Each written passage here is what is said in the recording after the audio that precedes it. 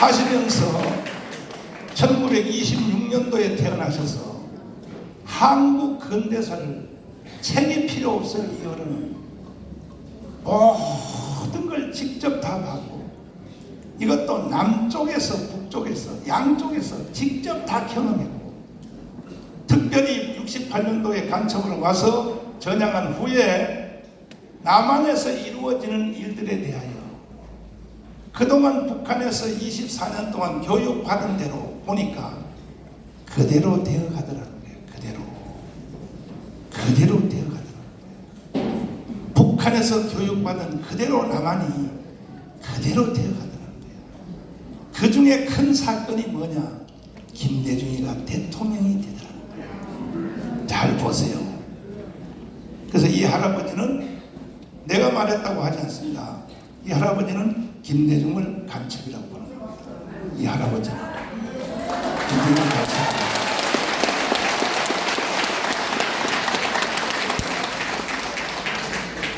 노무현은 사실은 간첩이라고 볼 수 없어요. 노무현은 빨갱이도 아니고 좌파도 아니고 떠밀려서 대통령이 돼가지고 좌파로 들어갔다가 나올 때는 우파로 나왔어요. 그래서 결국은 노사모한테 버림을 당해서 자살을 당한 겁니다. 그래서 노무현은 참 불쌍한 사람입니다. 솔직히 얘기해서. 그래서 노무현이가 자살하기 전에 유서에 뭐라고 써요? 정치하지 말라. 뭐냐? 속았다 이거지. 좌파들한테 속았다 이거지. 그래서 미국 갔다 와서 FTA 했죠. 제주도 강경기지 했죠. 그것 때문에 바로 열린당 더하기 노사모한테 버림을 당해서 이 노무현은 인생의 종말을 보였습니다. 그래서 정치하지 말라고 요원하고 있습니다. 그게 좀 불쌍하죠. 그 다음에 이제 문재인입니다. 문재인은 간첩 정도가 아니라 이놈은 대한민국을 북한에 넘기려고 5년 동안 개발악을 떨다가 미국한테 태클이 걸려서 마지막 꼭지를 못 띄우고 주저앉는 놈이 바로 문재인입니다. 죽여! 간첩 중에 관입니다. 간첩을 죽이면 돼! 그 다음 이재명은 누구냐? 이재명은요 문재인하고 또 다릅니다. 이재명이가 대통령이 되었으면 이미 대한민국은 끝나버렸어요. 연방대통령으로 가버렸습니다.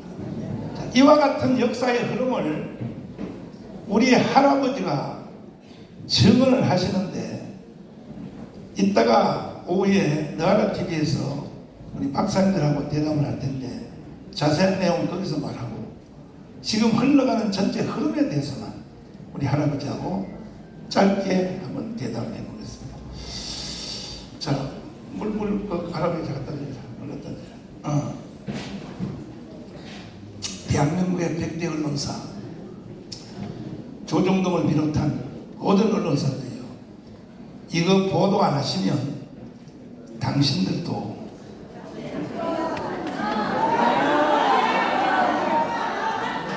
이거 보도 안 하시면 어떤 언론사도 믿을 수 없어요. 자, 할아버지 연세가 올해 몇이시죠?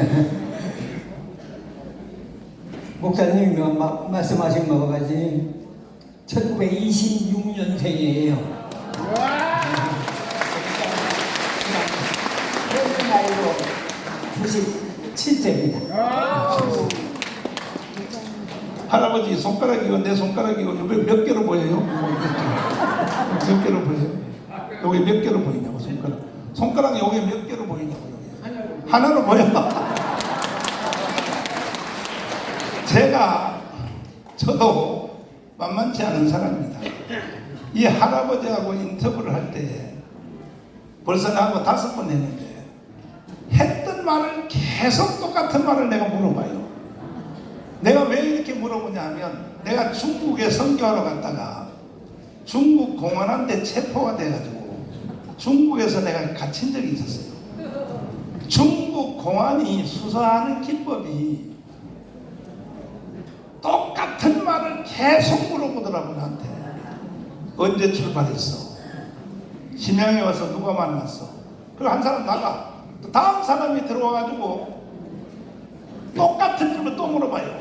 김포에서 몇 시에 출발했어? 비행기 어디서 나갔다 왔어? 누구 만났어? 내가 그래서 똑같은 말로 이렇게 물어보느냐. 한국에서 내가 지금 애국운동하다가 검사한테 조사받은 게 97건을 받았어요. 97건 받는데 한국 검사놈들도 똑같아. 똑같은 말을 계속 물어봐요. 오늘 물어볼 거 내일 또 물어보고 내일 물어보고 또 물어보고. 왜 그런가 했더니 앞에 한 말이 거짓말하는 것이 있나 없나 요걸 확인하려고. 그래서 내가 할아버지도 내가 검사한테 배운 것을 동원해가지고 같은 말을 계속 물어봤더니 5번 물어봤는데 한자도 안 틀리고 그대로 말하네.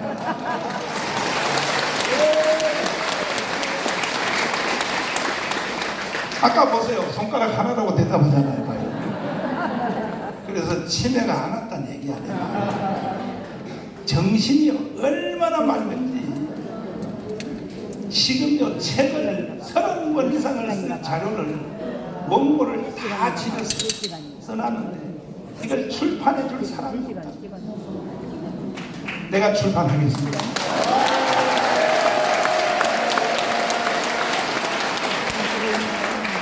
아니 이런 언론의 정인을 대한민국 국민들이 안 믿고 안 들은다면 대한민국을 누릴 자격이 없는 거야. 그러면 어르신 해방될 때 연세가 몇 살이었어요? 해방될 때 한 20살이나 됐어요. 해방될 때가. 맞네. 그러면 해방될 때 20살이면 다 알겠네요. 예.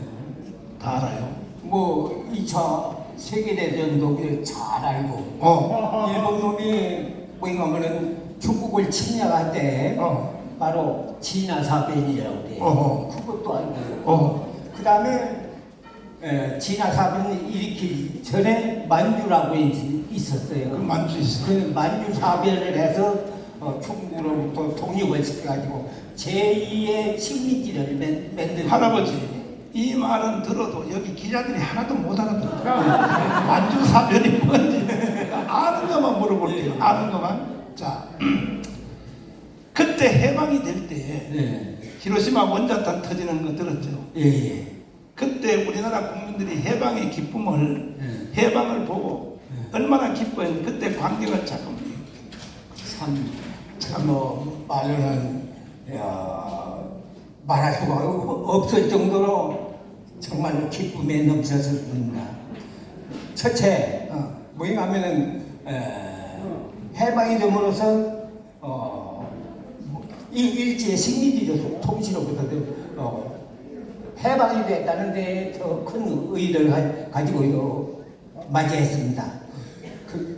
그런데 말하자면은 미국이 뭐냐면 해방을 해주었다는 그런 점과 미국에서 독립운동을 하신 이승만 대통령이 뭐냐면은 귀국을 해서 더욱이나 뭐냐면은 환영을 하지 않을 수 없었습니다. 자, 그 다음에 이제 시간이 없으니까 빨리빨리 가야 되니까 할아버지는 해방되기 전에 남로당에 가입했죠.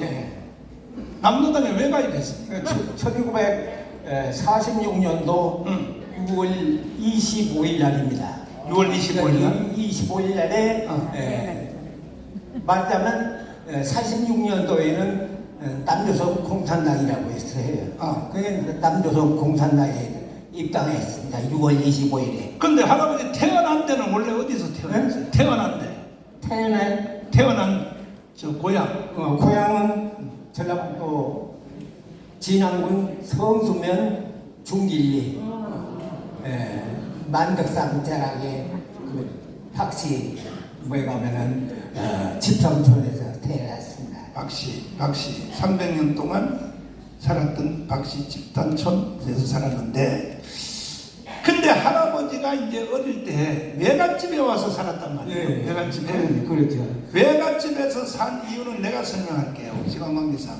아, 이 할아버지의 아버지가 있단 말이에요. 할아버지 아버지가 딴 년하고 바람이 난 거야. 맞죠? 예, 맞습니다. 그래서 그 딴 년하고 도망을 갔어. 도망갔어요?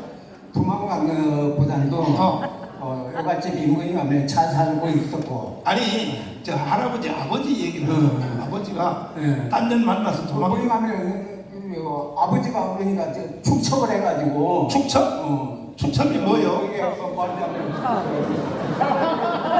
새치기 한 거예요. 세치기 했다고? 작은 마늘을 얻었다 이거지? 얻어서 얻어가지고 별도로 살았어요. 별도 살았는데 그럼 그 작은 마누라한테는 애를 많이 낳았어요? 많이 났죠. 아 그러면 이제 그래서 할아버지의 그 친엄마는 할아버지 하나만 낳고 네. 그래서 누님 세 분에다가 제가 하나 낳았어요. 아 누님 세 분이 있었구나. 그 누님 세 분하고 할아버지를 데리고 네. 이제 본 남편한테 버림을 당했으니까 친정집으로 네. 외갓집으로 외갓집으로 그 갔어요. 외갓집으로 간 데가 임실이에요. 지난번 알겠지만 임식은 관촌이에요. 그 외갓집을 가서 이제 얹혀서 사는데 외갓집에 있는 친자식들은 다 공부를 시키고 와세다 대학을 보내고 다 공부를 시키는데 할아버지는 공부도 안 시켜주고 일만 시켜 먹으니까 열받아가지고 나도 공부를 해야겠다 해서 만난 사람이 누구를 만났어요?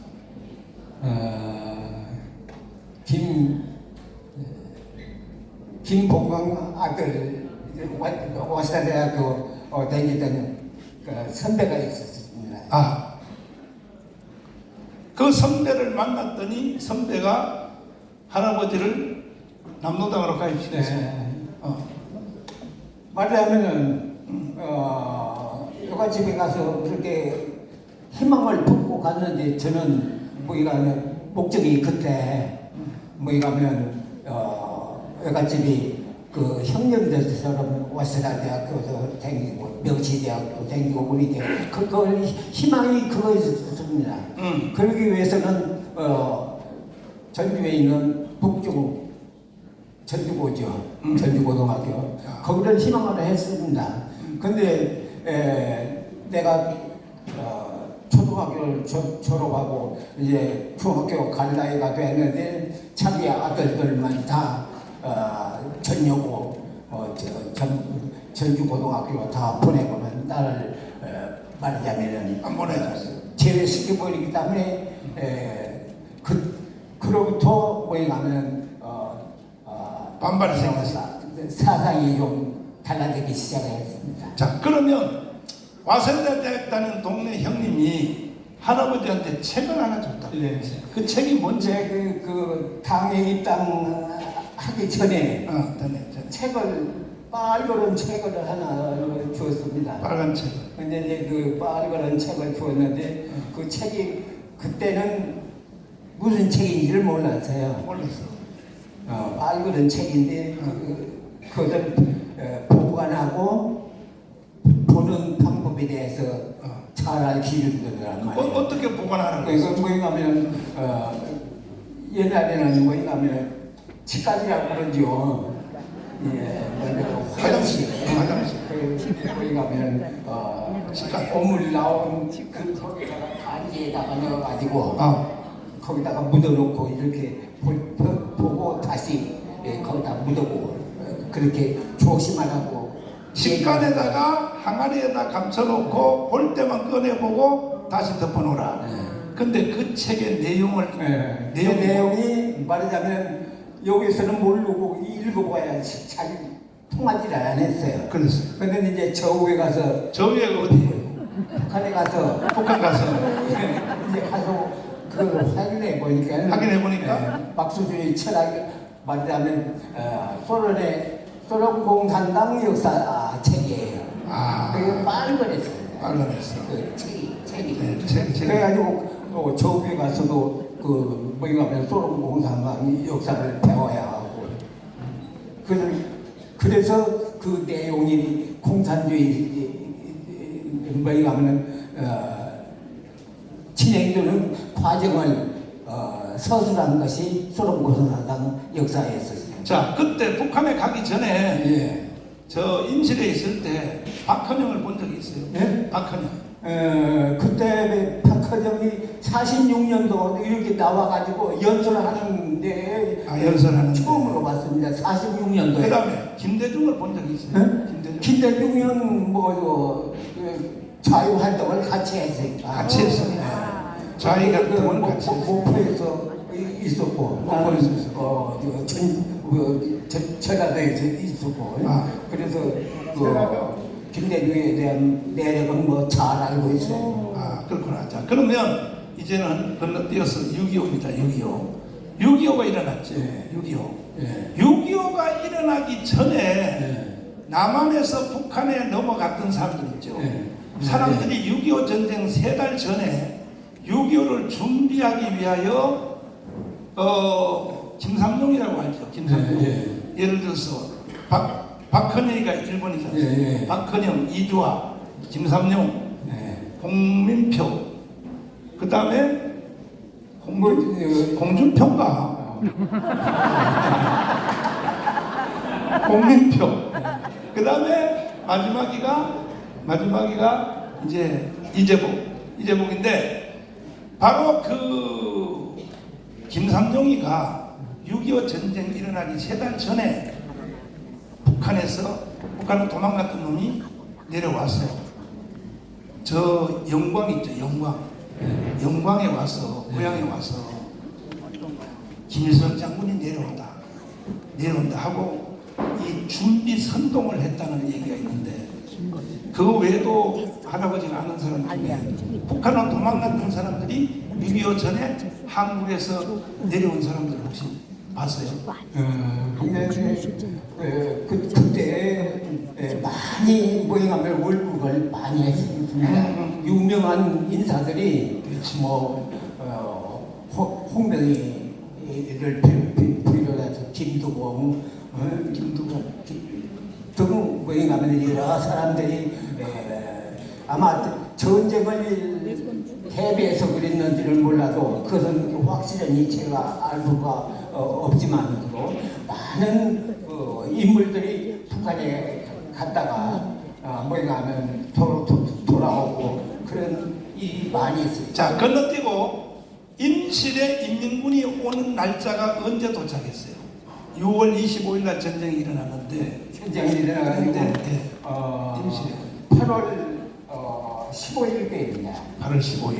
8월 15일께 8월 10일께 전주가 뭐냐면 인민군이 입성을 했고 8월 15일께 이제 임실까지 왔는데 인민군이 할아버지한테 완장 채워줬어요.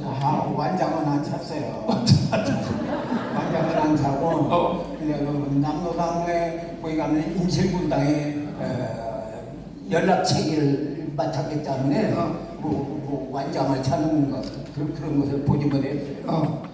그러면 할아버지가 그때 목에 힘이 딱 들어가고 번세가 생겼겠네. 하여튼간에 뭐냐면은 임실군 관촌이라고 하는 데서 제일 청년 중에서 제일 똘똘한 놈 하나 데려오라고 이렇게 했대요. 인민군이 그 중에 제가 선발이 됐으니까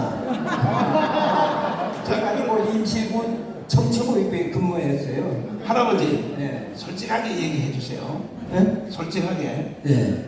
그때 인민군이 왔을 때 대나무를 깎아가지고 지주들 있잖아요. 지주들 찔러서 안 찔렀어요, 할아버지. 저는 그런 건 그런 일 절대로 없습니다. 안 했어요. 근데 다른 사람들은 인민군이 오니까 밑바닥에 있는 머슴들 이런 애들이 준동해서 지주들을 막 때리거나 대나무로 찌르거나 그런 걸 봤어요. 봤어요. 그건 뭐냐면 주로 인민군이 내려와서 저거는 인민군들은 국군하고 싸우기 위해서 총칼을 들고 싸우기 내려오자 보이면 북지방에 있는 그 머슴살이 하는 사람들이 있어요. 자, 여기서 중요한 테마가 있어요. 잘 들어야 돼요. 인민군은 국군하고 싸워야 되기 때문에 마을에 있는 부르주아, 지주 이 사람들을 죽일 시간이 없는 거야. 국군하고 싸워야 되니까. 그러면 마을에 있는 이 모든 학살을 누가 일으켰느냐? 마을 안에 있는 머슴들. 이게 이천 교수가 하는 말이 맞는 거예요. 이 말. 마을 안에 있는 좌파들이 우파들을 마을 안에서 죽인 거예요. 맞죠?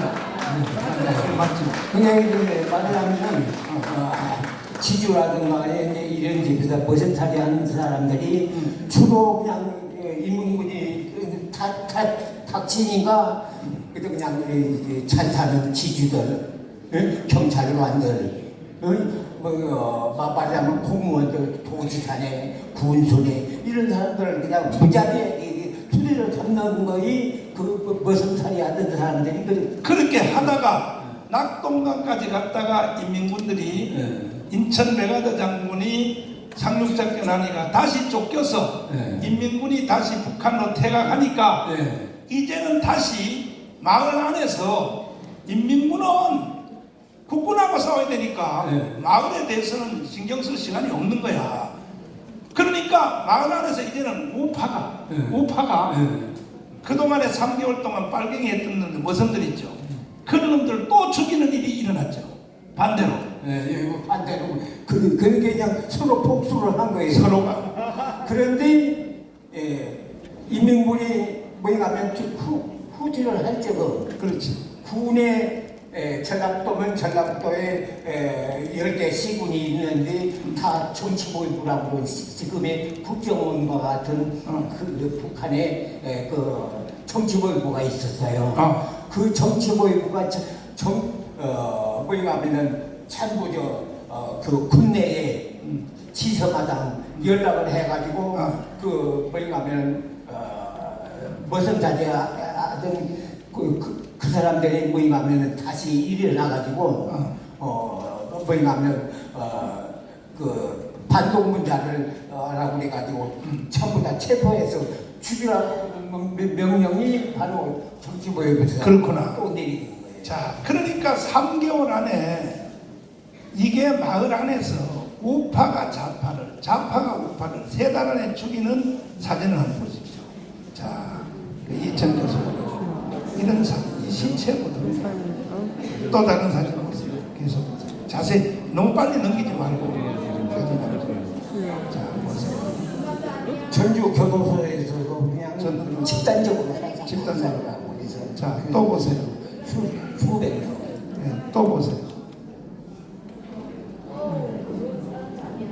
또 보세요. 또 보세요.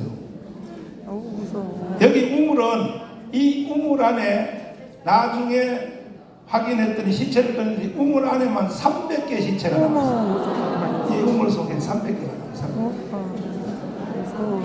이거 보세요. 여기는 3,000개. 시체가 3,000개. 3,000개. 자, 여러분, 존경하는 국민 여러분, 국민 여러분이 내가 존경한다는 말도 하기 싫어.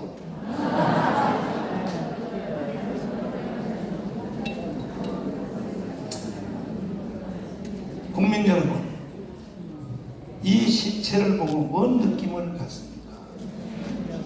이게 과거에 지나간 역사 같으면 내가 왜 이걸 보여주겠습니까? 이것이 우리 앞에 다가오고 있습니다.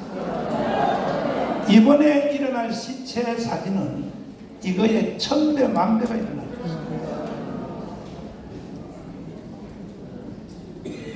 이런 것들을 먼저 예견하고 국민들에게 말하고 선포하는 것을 선지자라고 합니다.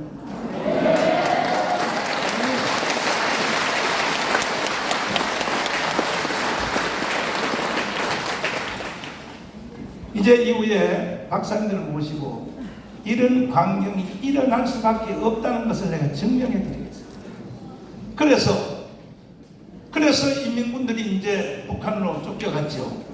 근데 그때에 임실에 연락책을 하시면서 미군이 온다. 미군이 온다. 네. 이 소리를 들었어요. 구입할 수복되는 것을 9월 28일이죠. 9월 28일. 근데 9월 20일경에 인천 상륙작전을 아마 계획한다는 미군이 다시 돌아온다는 그 제보를 들어왔어요. 들어왔어.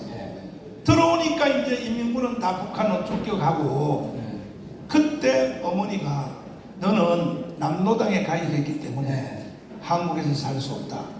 차라리 인민군을 따라 올라가라 그러는데 처음에는 안 올라갔는데 우리 할아버지 위에 있었던 계급 사람들은 먼저 북한으로 다 올라갔죠. 인민군하고.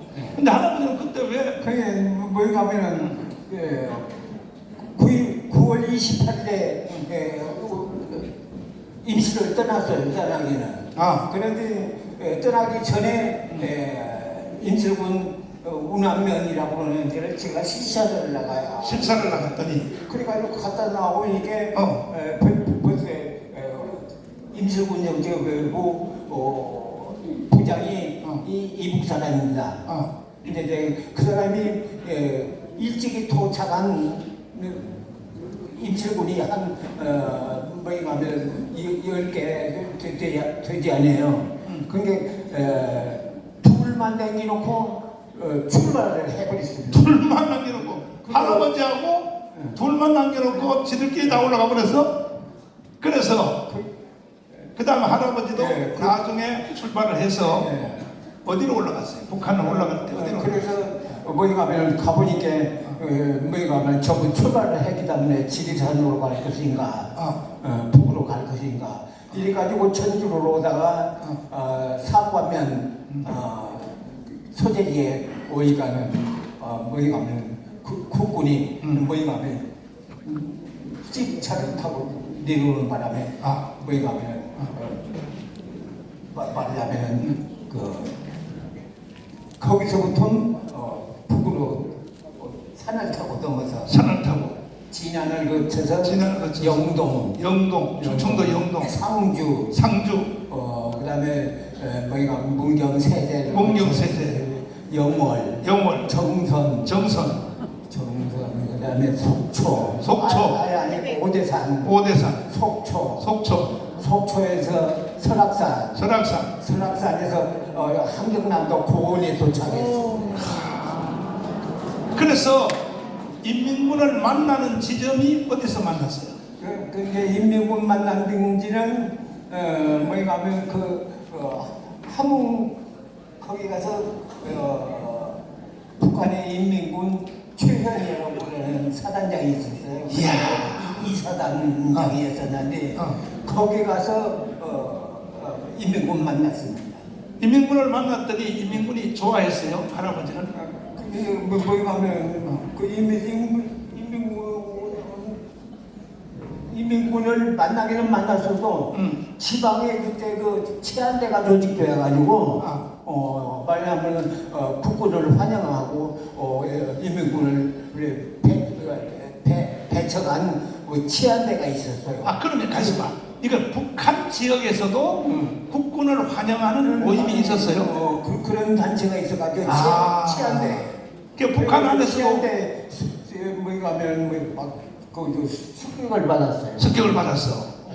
그 이제 건너뛰고 그래서 할아버지는 북한에서 이제 살면서 노령산맥을 거쳐서 차강도라고 부르는 데가 있어요.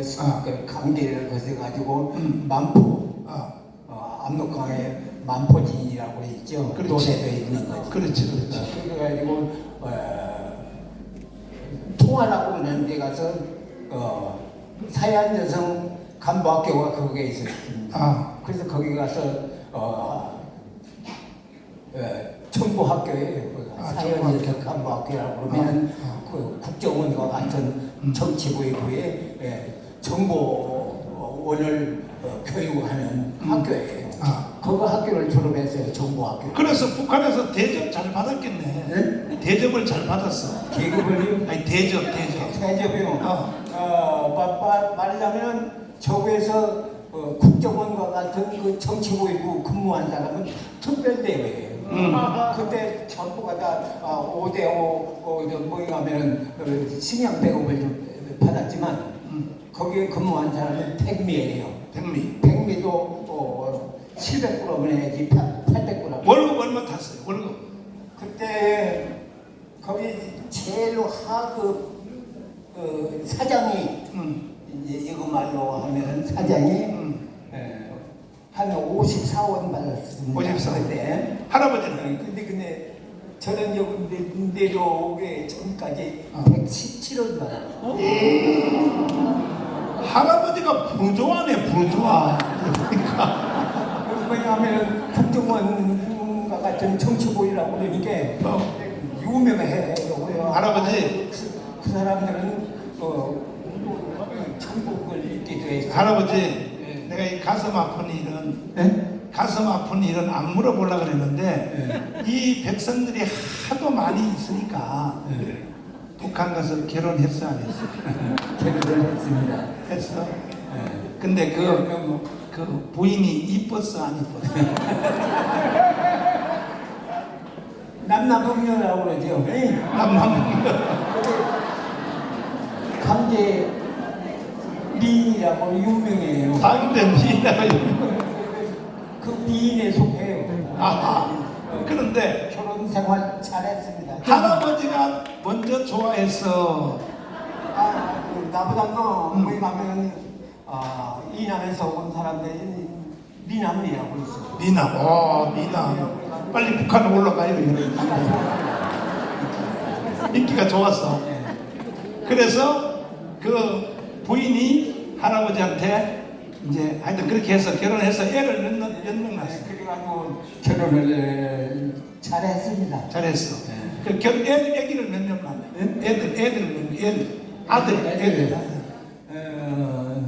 그게 27살 먹어서 첫 딸을 낳았어요. 가시방 69인가 그러고 또 두 번째가 남자고 또 세 번째가 남자고 그 다음에 마지막으로 1960 몇 년도가 그놈은 잘 기억이 나지 않는데 그 이녀를 두고 왔습니다. 이녀를 두고 왔는데 시간 관계상 건너뛰고 그래서 할아버지는 대접도 받고 잘 나갔는데 어느 날 정치 보위부 학교를 들어가라. 간첩학교를 들어가라. 거기에 명령을 언제 받았어요? 간첩을 양성하는 학교가 아니라 처음에 정부 학교라고 하는 것은 국정원과 같은 사회안전등 간부 학교를 졸업했고 저 위에서 최신 간부 학교라고 또 있어요. 그 최신 간부 학교를 또 나왔고 그 다음에는 4년 뒤에 가면은 김일성 정치군사대학 695호를 나왔어요. 자, 그러면 4년 마지막 학교를 다닐 때 그게 이제 결국 간첩으로 보내려고 이미 벌써 교육시키는 건데 그때 4년 다닐 때 시대 가도록 휴가 줬어야 됐어요. 뭐냐면 절대로 비밀이기 때문에 외출이라든가 개별적인 일출을 못해요. 그 다음에는 뭐에 가면 가족과의 면회는 절대 불어가지고 했어요. 4년 동안 가족과의 면회도 안 되고 그러면 할아버지가 한국에 올 때까지 애들 한 번도 못 봤어요? 뭐에 가면 그거 나중에 이 얘기 하지 않다가 내가 어저께인가 이 얘기를 했어요. 그 처음으로 이 얘기를 했는데 뭐에 가면 집에서 떠날 때에는 말하자면 중앙당 학교가 있어요. 당학교 말하자면 당학교 조선노동당 중앙당 학교라고 그래요. 중앙당 학교 간다고 떠났는데 뭐 그냥 2, 3년이 지나고 3년이 지나도 아빠라고 그러는 사람을 보지를 못하니까 저 엄마가 뭐냐면 그 어린 것들을 뭐냐면 11살밖에 먹지 않는 것을 평양에 가서 중앙당 뭐냐면 정문에 가서 아버지가 중앙당 학교 나왔다 뭐 하면은 잘 보여줄 것이다. 이래가지고 보냈더란 말이에요. 보냈어. 그래가지고 애들을 만나게 해서 둘이 그래 둘이를 딸하고 큰아들. 그걸 몇 번 봤어요? 한 번 봤어요? 아니 한 번 보고 사흘간 데리고 구경도 시키고 뭐 사먹이고 그러고 헤어졌는데 그게 이제 남한으로 이제 난파 간첩을 보내려고 이제 마지막으로 애들을 보여준 거구만. 자 그러면 이제부터 이제 본론인데 홍명희 알죠? 홍명희. 예. 홍명희는 어떤 사람이에요? 홍명이는 여기서 올라간 사람이에요. 아주 유명한 사람이에요. 남한에서 올라간 사람. 여기 부총리나 마찬가지예요. 부총리. 그 다음에 더 중요한 것이 부총리보다도 더 중요한 것이 남조선 혁명이라고 해요. 저거에서 그게 여기 말로는 남한에 대한 적과 통일. 중앙당 대남 담당 비서예요. 중앙위원회 조선노동당 중앙위원회 대남 혁명 담당 비서가 돼요. 자, 거기가 굉장히 그래서 이제 할아버지를 홍명희가 호출하더니 남한에 이제 그 파송을 하려고 간첩으로 보내려고 파티를 해줬다며요. 파티.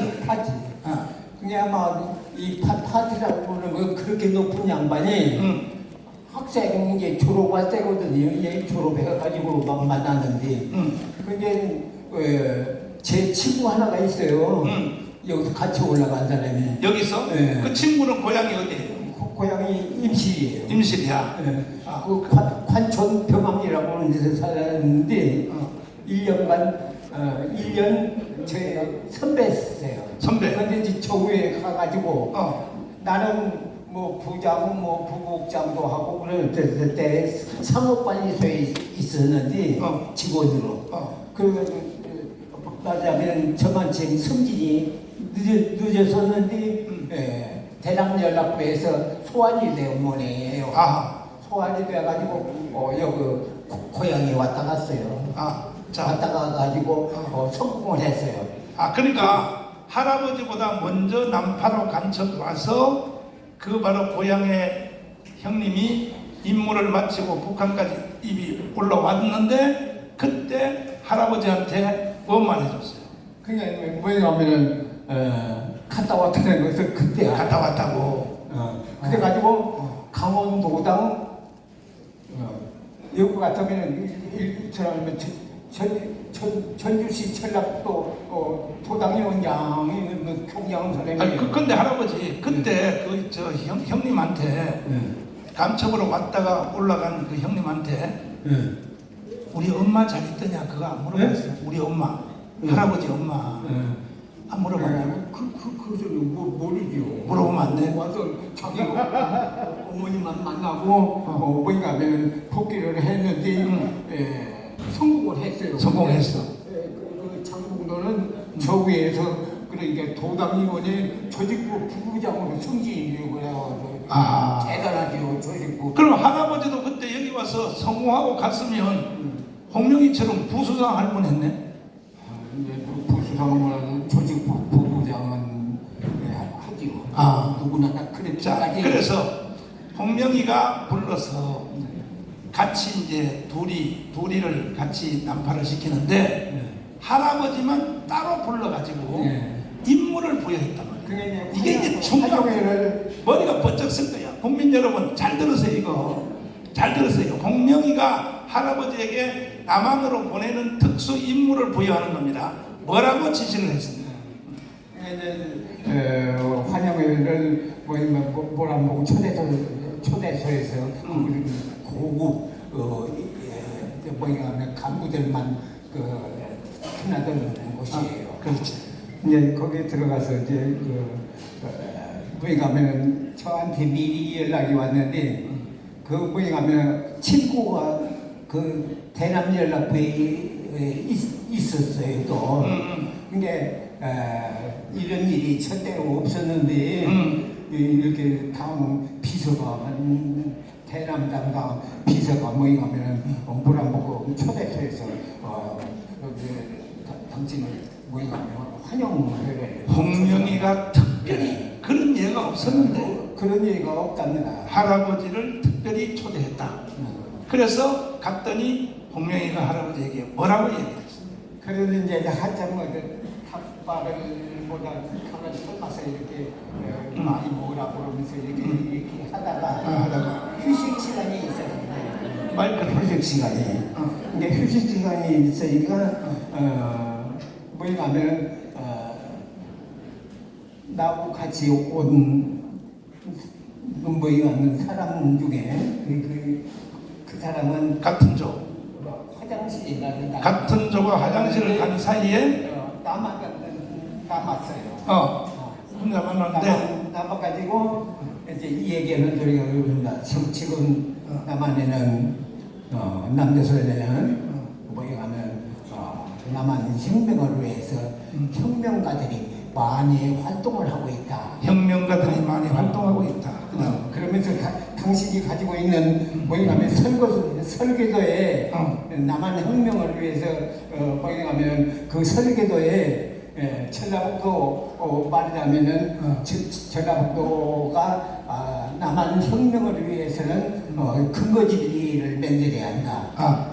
그렇지. 그런데 뭐냐면은 과거에 뭐냐면은 이조 시대에 관찰사가 전주가 있었던 거예요.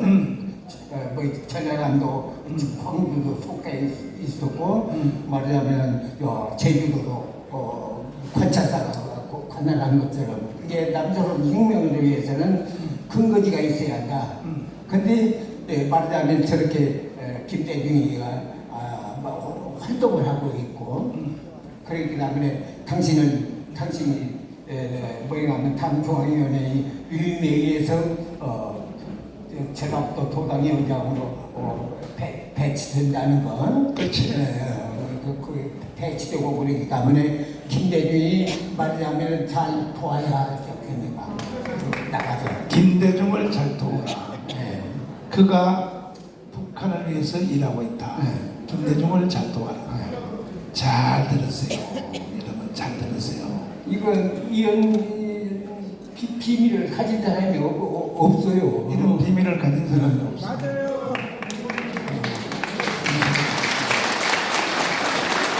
그리고 누구보다도 김대중이는 참 연구를 많이 했습니다. 한 30년 연구를 했어요. 자, 그 다음에 그래서 출발한 항구는 어디서 출발했어? 북한에. 어디서? 뭐냐면 연안군이라고 있죠. 연안군, 황해남도에 지금 그 전에는 황해도를 하나로 묶어서 황해도를 알고 있는데 나중에 뭐냐 황해북도, 황해남도, 황해남도의 연안군에 염정리라고 하는 출발 기지가 있습니다. 자, 거기서 실어다 주는 초가 있고, 제로다들은 공자군 있다. 공자군 있고 할아버지하고 또 할아버지하고 둘이 한 조, 둘이 같은 조죠. 둘이가 같이 출발을 했죠 이제. 근데 처음에는 실패하고 인천에 왔다가 하도 뗏목들이 많이 있어서 다시 북한에 돌아갔다가 다시 돌아와서 인천으로 이제 드디어 남파에 대해서 들어왔는데 인천으로 들어갔단 말이야. 첫날 밤을 어디서 잤어요? 송현역도 있고 송현동 옆에 여인숙에서 잤어요. 여인숙에서. 그때 뭐냐면 권총 창 다 해놓고 베개에 있는 데다 권총 실탄을 다 넣어놓고 베개에다 넣어놓고 이제 잤다. 그렇게 잤어요. 자는데 경찰이 검문 안 왔어. 안 왔어. 그래 대한민국 그래서 이제 아침에 나와서 밥 먹고 인천역에 송현역에 나가봤죠. 송현에게 나갔더니 북한에서 교육받은 거하고 같아서 달랐어요. 이게 참 그것이 그냥 제일로 의심이 났어요. 뭐이가? 왜 내일이면 당신이 뭐이 가면 인천역에 가 이런 말이에요. 남한에는 뭐이 가면 거지들이 비닐로 가지고 발적되어 가지고 그걸 깔고 밑에다 깔고 소면역에 나가면 그냥 준비하는. 송년회에 나가면 비닐을 깔고 잠자는 노숙자들이 꽉 찼을 것이다. 그게 어. 참 어처구니 없더라고. 그래서 하룻밤 자고 송년회에 나가봤더니 그런 사람보다도 어. 그냥 그때 내가 이 얘기하는 소리예요. 배 닦고 눈을 씻고 그냥 배 닦고 들을 신고 미니스커트를 미니스커트를 입고 그렇게 그냥 서울로 출근하는 걸 보니까 어. 눈이 좀 의심되더라고요. 아, 그러니까 북한에서 간첩 교육을 잘 못한 거야. 잘못한 거예요. 잘못한 거야. 근데 내일이면은 뭐냐면은 폭로가 되고 있는지 왜 그런 거짓말을 했을까? 지금은요, 북한에서 간첩 교육을 어떻게 하냐면은 지금은 우리 젊은 청년들이 청바지 입을 때 무릎팍 다 빵꾸 난 거, 엉덩이 찢어진 거 이거 입고 다니잖아. 이거를 찍어가지고 남조선 청년들은 거지가 돼서 다 옷이 이렇게 교육을 한대요. 북한에서는. 그래서 할아버지는 이제 시작날 자고 그 다음에 어디로 이동했어요? 서울로? 서울로 와가지고 서울로 갈 때 뭐 타고 갔어요? 아니 여기 기차 타고 갔죠. 아, 기차 타고? 네.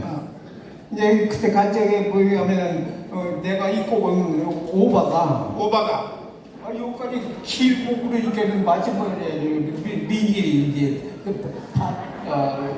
미니스커트를 샀어. 그래서 송현동 지하 상가에 가서 뭐에 가면 보따리 하나 사가지고 그럼 변소에 가서 변소에 가서 다 벗어가지고 거기다 싸서 서울로 올라갈 때 뭐에 가면은 옷 놓는 위에 거기다가 놓고 이제 간첩 옷은 벗어서 화장실 가서 갈아입고 네. 그 옷은 이제 열차 위에다가 어떤 놈이 가져가라고 가지고 내리버렸어요. 던져놓고 내렸다.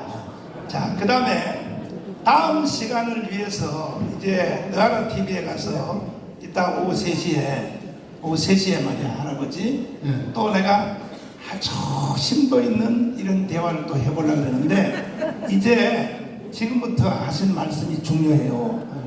그래서 북한에서 교육받고 내려와서 97년을 살아보니까 지금 남한에서 이루어지는 일이 북한에서 교육받은 그대로 지금 이루어지고 있다. 어찌 그렇게 잘 되어 있어. 근데 하나가 잘못되고 있어. 저 주사파 이 얘기하죠. 주사파는 여기서 주사파라고 그러는 소리를 하는 것이 아니에요. 주사파라고 그러거든 저 위에 있는 북한 주민들이 그때에 통용하고 있었기 때문에 그 주체 사상을 북한 주민들에게 침투시키는 것인데 여기는 그냥 기본이 주사파예요. 기본이 주사파예요. 자, 근데 이 여기 가지고 있는 내용을 좀 이 얘기를 해야 그거는 그거는 이따가 한다니까. 할아버지 여기서 중요한 게 뭐냐면 할아버지가 그때 68년도에 내려왔더니 김대중이가 뭘 하고 있었어요?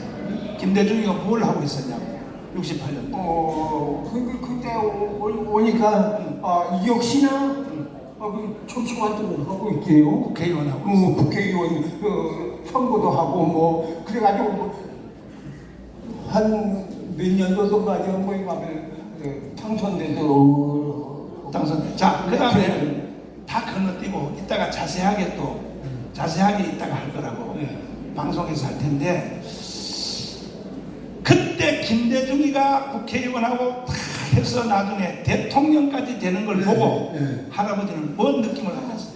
정말로 실망했습니다. 실망했어. 예전에 내가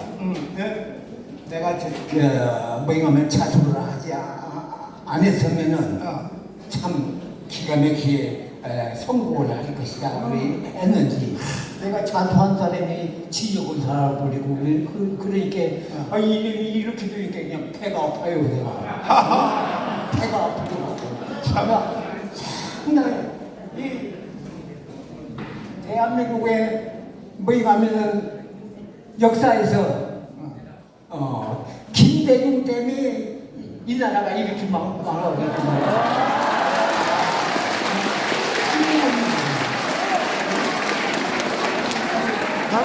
잘해야겠는데 저 우리 우파에 말하자면 보수파에 그 정치인들 그 썩은 놈들이 그런 거 뭐냐면 5.18의 영웅 그 다음에 할아버지 보세요.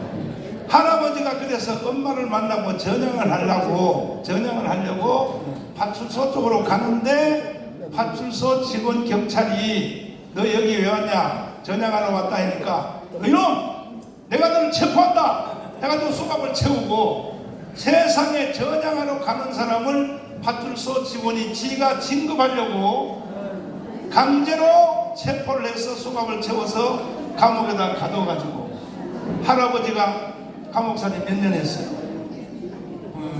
원래 10년을 받았는데 10년이 그렇게 말하자면은 거의 인정을 했어요.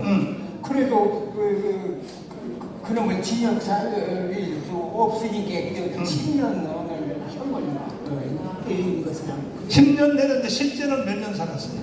그래가지고 그게 말하자면은 11년을 살아야 해요. 왜 그런가 하면은 1년간은 이것도 나쁜 거예요. 자, 그 다음에 할아버지 감옥 살 때 광주교도소에서 살았죠. 예.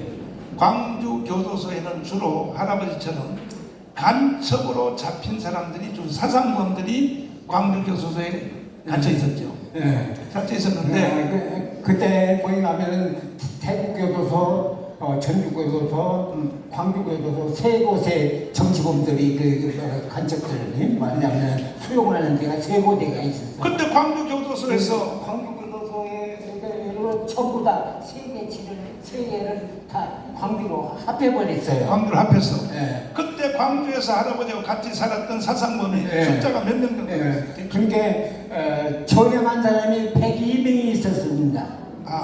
102명이 전향한 사람이. 자, 여기 다 근데 광주에서 사상범으로 갇혀 있는 사람이 많아 있었는데 그 중에서 감옥살이 하다가 중간에서 나는 전향한다. 전향 각서를 쓴 사람이 102명이다. 그 할아버지도 전향해서 썼는데 나중에 나와 보니까 전향 102명이 전향을 했는데 할아버지하고 구례에 있는 간첩 두 사람만 진짜 전향했지. 나머지는 전향 각서만 쓰고 나왔지. 나와 보니까 그대로 간첩을 하더라. 그게 5.18 때. 자, 이제 5.18 때 뭐 보니까 그냥 전부가 다 나온다. 자, 여기서 결정적인 일이 나왔어요. 할아버지하고 같이 광주교도소에 있었던 간첩 중에 102명 중에 할아버지하고 다 전향각서를 썼는데 할아버지하고 구례에 있는 간첩 할아버지는 진짜 전향을 했고 나머지는 전향각서 쓰고 나왔는데 5.18 때 이놈들이 다 앞장서고 있더라. 이게 바로 고정간첩입니다. 고정간첩. 뭔 소리 하는 거예요? 뭔 소리 하는 거야 지금? 무슨 소리 하는 거야 지금? 5.18 단체 정강훈 고발 얼마든지 해. 얼마든지 하라고. 할아버지 아직 안 돌아가셨어. 그때 가짜 전향서를 쓰고 나왔던 사람들이 다 5.18에서 앞장서서 무기고를 털고 하더라는 거야. 한국에 5.18 때 광주로 경상도에서도 뭐이가면 충청도에서도 오고 내가 전주에 살았는데 전주에 있는 사람들이 매일 지나들고 있어. 그러니까 전향한 간첩들이 전국에서 다 광주로 모이더라. 그렇지만 이 사람들은 진짜 전향했어 안 했어요?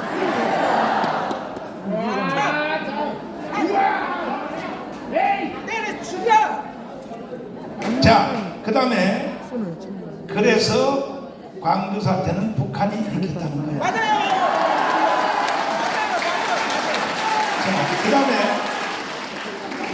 할아버지 같이 전향한 사람들을 광주 사태 일어나기 전에 어디 무슨 연못인가 어디 무슨 뭐 어디로 모이라고 했더래요. 거기 가면은 그 저기 이제 5.18이 일어나고 그 다음에 김대중이라는 놈이 청구했죠. 아니, 1997년부터 그거는 나중에 얘기하고, 그건 나중에 얘기하고. 광주 사태, 광주의 교도소에 있을 때 끝까지 전향 안 하고 있었던 놈이 몇 명 있었어요? 간첩이 64명이 있었어요. 64명. 그 64명은 김대중이가 대통령이 되니까 김영삼이라는 놈이 저 뭐야 한 사람은 보내고 미리. 그 김영삼은 이인모라고 하는 이전영 장기수 간첩을 김영삼이가 나쁜 놈이야. 김영삼이가 먼저 이인모를 북한으로 보냈어요. 이 나라가 망하기 시작한 것은 김영삼 때부터 망한 거예요. 이인모를 보냈어요. 이전영 장기수입니다. 보내고 나서 김대중이가 대통령 되니까 광주 교도소에 갇혀 있었던 미전향입니다. 미전향. 나는 계속 간첩하겠다 이거야. 나는 김일성 장군의 나는 지령을 수행하겠다. 끝까지 버티는 65명을 가석방을 시켜서 북한으로 보낸 놈이 바로 김대중입니다. 김대중. 그것도 63명이에요. 63명. 63명 보냈는데 65명이라고 그랬어요. 그것만 봐도 김대중이라는 놈을 알고 있지 않느냐고 소리요. 64명 전향을 하지 않는 놈을 가석방이라고 하면 외국으로 나가는 사람은 가석방 대상에서 제외되는 거예요. 그렇구나. 근데 전향도 안 한 사람을 가석방에서 북한으로 63년을 보냈다. 그리고 공화국 영웅이 다 됐어요. 올라간 사람은 공화국 영웅이 다 됐다. 그 안하게 김중용이라고 그런 놈이 나오고 같이 진영사한테 하더니 올라가. 자, 여기서 한마디. 대한민국 100개 언론사라고 이런 걸 왜 보도 안 합니까? 이런 걸 왜 보도 안 합니까? 한두 번은 보도를 했겠지만 왜 정광훈처럼 집중적으로 왜 보도 안 합니까? 그렇게 보도할 일이 없어서 정광훈은 말만 하면 언론사가 폭탄을 퍼붓는데 폭탄을 퍼부어야 될 사건은 이런 사건이지. 이런 사건. 그래서 대한민국 언론사도 다 북한한테 매수됐다고 보는 겁니다. 증거가 중요하잖아요. 증거가. 그래서 김대중이가 대통령이 됐는데 전주에서 할아버지 나하고 인터뷰한 것을 김대중과 또 노무현과 3대 좌파 대통령 문재인에 대해서 이 할아버지가 피가 끓는 마음으로 토하는 내용을 들어보세요. 남한에서 모든 데모라든가 뭐 폭동을 일으키는 것은 처우의 치령이 없이는 안 돼요. 안 돼요. 그리고 또 그 폭동 시위라든가 이런 것을 누가 주도에 대해서 일으켰는가? 거기에 포인트, 5.18, 김대중이거든. 그 김대중의 바탕은 1946년도 공산당 때부터 김대중이 내가 알아. 활동하던 것을. 그러니까 할아버지가 북한 가기 전에 저 전라남도에 연락처 갈 때도 이미 김대중을 알고 있었다는 거죠. 김대중을 알고 있었다. 알고 있었다. 그러니까 김대중이라고 하는 것은 이 빨갱이 제2의 박근혜예요. 제2의 박근혜이 김대중이고 제2의 김대중은 문재인이에요. 문재인. 이 문제 해결하지 않으면 대한민국 존재 불투명해. 미안하지만 그 문제 해결하지 않으면 대한민국 존재가 성립될 수가 없어. 자, 이름 자체는 뭐 이 문재인을 즉각 구속해야 됩니다. 구속.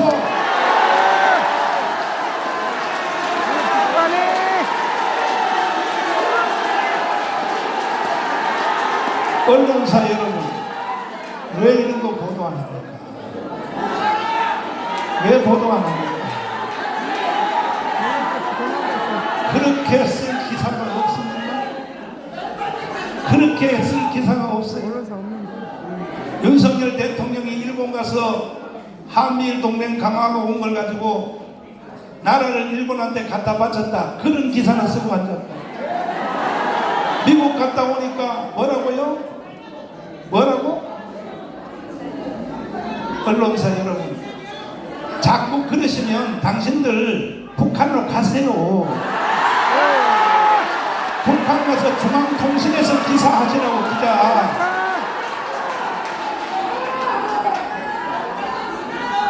그래서 이동호 교수님을 잠깐 모시겠습니다. 이동호 교수님 앞으로 나와요. 같은 빨갱이들끼리니까. 이동호 교수님. 마이크 할게요.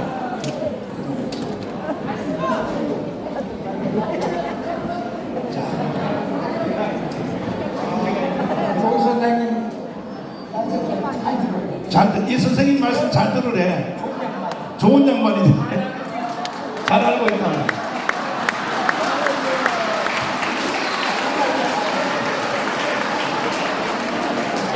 이동호 교수님, 예.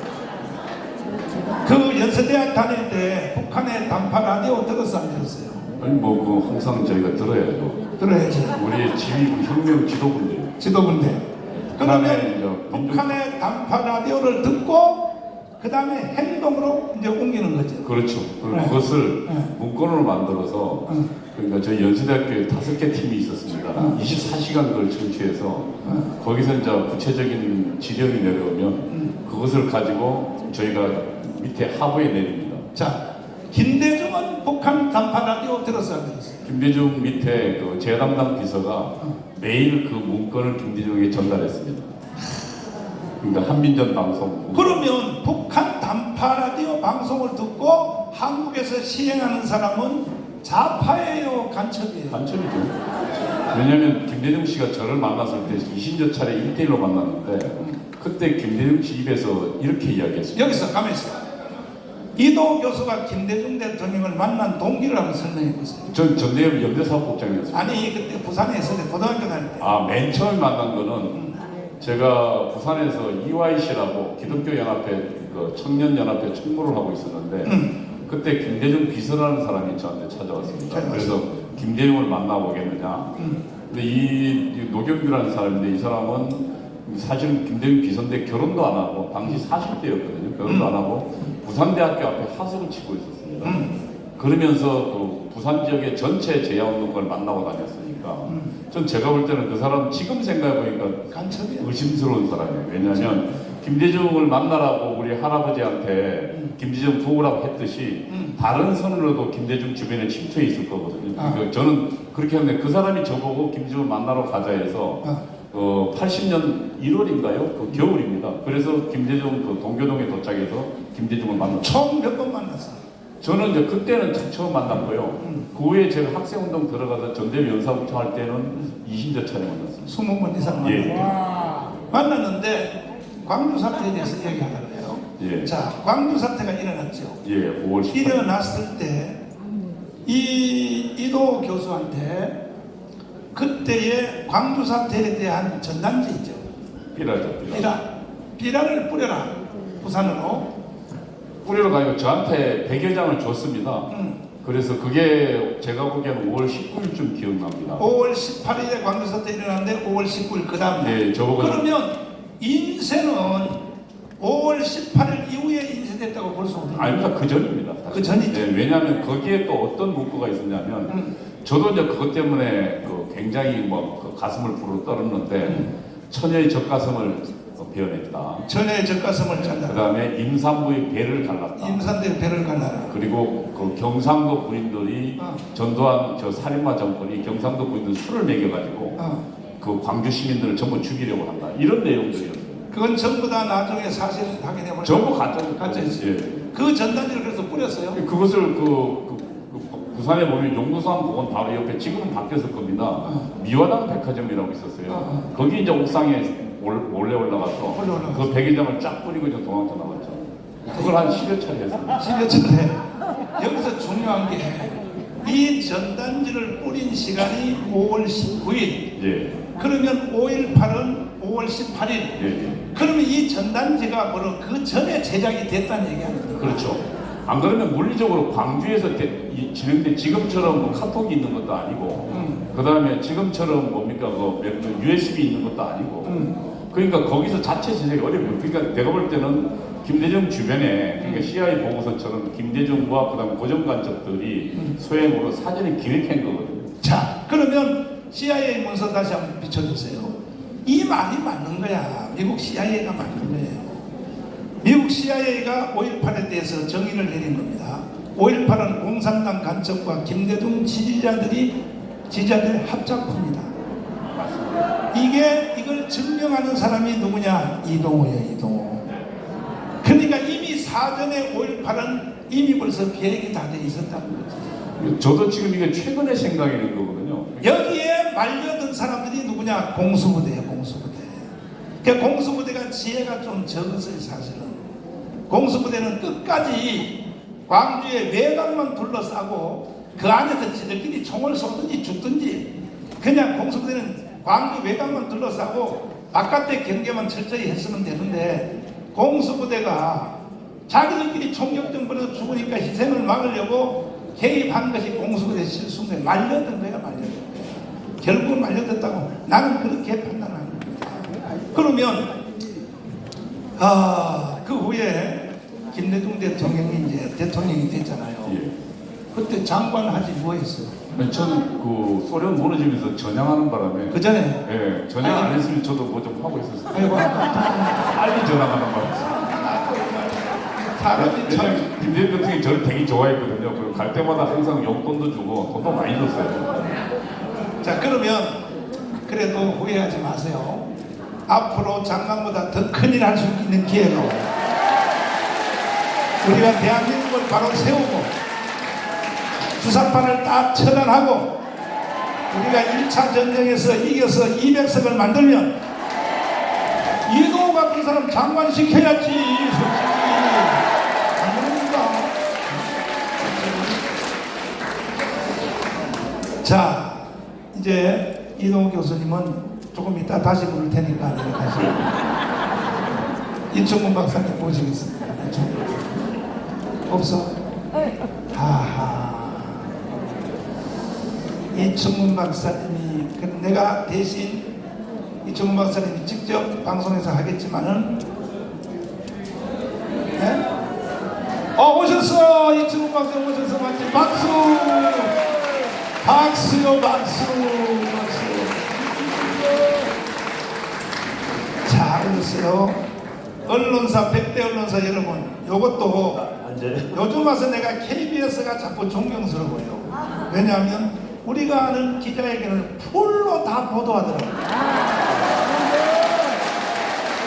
그래서 KBS 그 신청료 강제 징수 운동하는데 내가 KBS 강제 징수하는 걸 취소하고 계속 내가 돈을 내주려고 그래. 왜냐면 KBS가 요즘 너무 착한 일을 해. 이 풀로 다 보도하는 거예요, 풀로. MBC도 풀로 보도하는데 이놈의 JTBC 이 개라고 하면 안 돼. 세상에.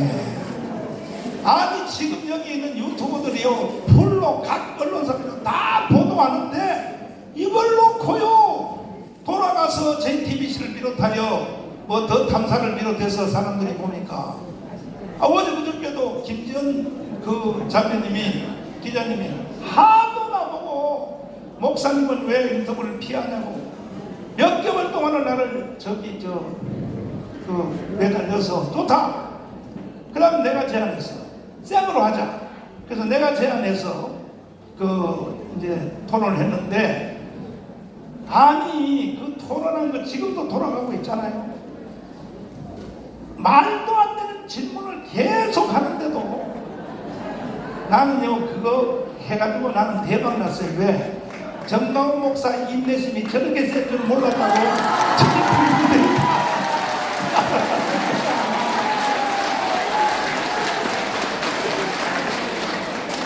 그래가지고 했는데, 나오다가 더 탐사 쪽에서 카메라를 가지고 오신 분이 나한테 나오는데 물어요. 목사님, 윤석열한테 직접 전화했으니까. 전화한 건 아니고 선거운동 기간 중에 윤석열 대통령한테 전화가 두서너 번 왔다. 이건 사실이에요. 어디 갔어요 이거? 그랬더니요, 더 탐사가 돌아가서 지들끼리 방송을 새로 하면서 윤석열이가 정강훈한테 전화를 해가지고 정교 분리의 원칙을 어겼다. 자, 왜 목사한테 전화를 하느냐? 정교를 어겼다. 야, 이 더 탐사 중에서 그렇게 방송한 야, 이 개새끼야. 정교 분리가 뭔지도 모르는 개자식들이 무슨 기자를 하냐고, 이 자식들아. 그 기초도 안 된 놈들이 기자를 하려고 말이야. 그걸 갖고 낄낄대면서 막 웃으면서 정강훈하고 윤석열하고 선거 기간 중에 전화했다. 윤석열만 전화 온 게 아니에요. 홍준표도 전화 오고 다 전화 와서 나한테 전화 안 온 사람 하나도 없어. 그게 정교분리의 원칙이냐고? 정교분리의 원칙 개뼈다기도 모르는 인간 자식들이 무슨 기자를 한다고 떠들어. 공부 좀 하라고. 공부 좀 해. 핵심적인 얘기가 있어요. 영국에 이번에 찰스 대자 그거 입만식 하는 거 보셨죠? 그 모든 행사를 누가 주관해요? 목사들이 하는 겁니다. 그게 정교분리의 원칙에 어긋나는 겁니까? 정신 나간 소리하고 앉아서 정신 나간 소리하고 앉아서. 미국은 어떤 대통령이 해도 빌리그램 살아계실 때 빌리그램을 잡으려고 전화 정도가 아니에요. 찾아간 정도가 아니에요. 그게 정교분리의 원칙에 어긋나는 겁니다. 미국은 지금도 양당의 단임 목사를 가지고 있어. 그런 말 더 이상 할 필요도 없어. 이 JTBC 그 다음에 뭐 더 탐사, 당신들 내 좋은 말로 말할게. 공부 좀 해봐. 공부 안 하고 막 짓거리지 말라고. 그럼 이제 당신들은 매장이 돼요. 당신들 언론사로도 폐기된다고. 그러니까 JTBC도 지금 광고가 안 들어서 JTBC 뭐 팔라고 내놨다며.